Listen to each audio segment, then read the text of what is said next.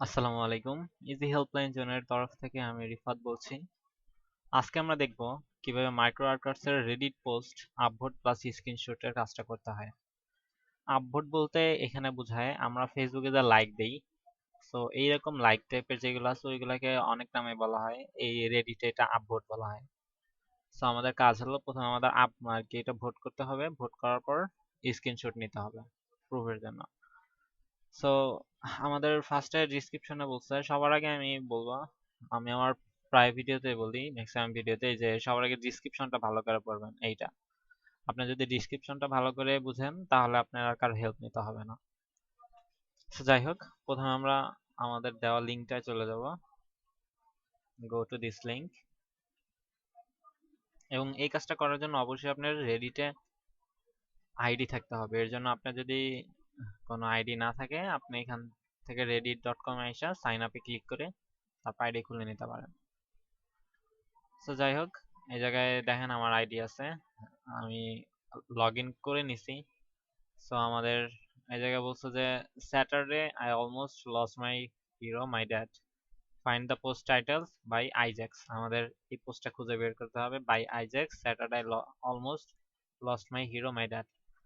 So এই জায়গায় এইটা আমরা এটা ক্লিক করব।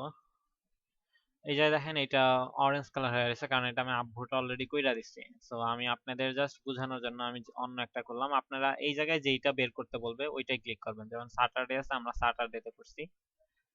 দেখেন এই যে কিন্তু আপভোট করা আছে। সো আমরা এটা দেখবো না, কারণ আমি যদি দেখেন ডাউন করে দিই তাহলে আমি পেমেন্টটা পাবো না। সো আমরা অন্য একটা যাই, জাস্ট আমরা এক্সাম্পল দেওয়ার জন্য অন্য একটা যাচ্ছি।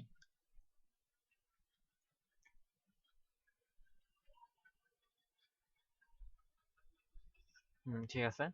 এখন এই জায়গায় দেখেন আমরা এইটাই গেলাম। এরপর বলছে do not go directly to the actual post link. আর কি আমরা ডিরেক্ট পোস্ট লিঙ্কে যাব না, ফার্স্টে এই জায়গায় গিয়ে তারপর আমাদের এইটা খুঁজে বের করতে হবে। আর do not post any comments, কোনো কমেন্টস করতে হবে না, তার মানে আমাদের কাজ এই দুইটাই। এরপর আমাদের রিকোয়ারমেন্টস চাইছে screenshot of your upvote from the main screen and your user name in the same file. অর্থাৎ আমাদের যে আপভোটটা করবো এটার স্ক্রিনশট প্লাস আমাদের এই ইউজার নেমটার স্ক্রিনশট থাকতে হবে। অর্থাৎ আমরা যদি টোটাল একটা স্ক্রিনশট নেই আমাদের ফুল উইন্ডোর তাহলেই হবে। তো আমরা আপভোট কিভাবে করব, আমরা এই উপরের অ্যারো চিহ্নটাতে যদি ক্লিক করি, দেখেন এটা অরেঞ্জ কালার হয়ে গেছে। এখন জাস্ট আমাদের এটা একটা স্ক্রিনশট নিতে হবে। স্ক্রিনশটের জন্য আমি ইউজ করি হলো স্নাইপার স্নাইপিং টুল। এটা আপনারা অল প্রোগ্রামসে গিয়ে অ্যাক্সেসরিজে ক্লিক করবেন, তারপর এখানে স্নাইপিং টুল আছে।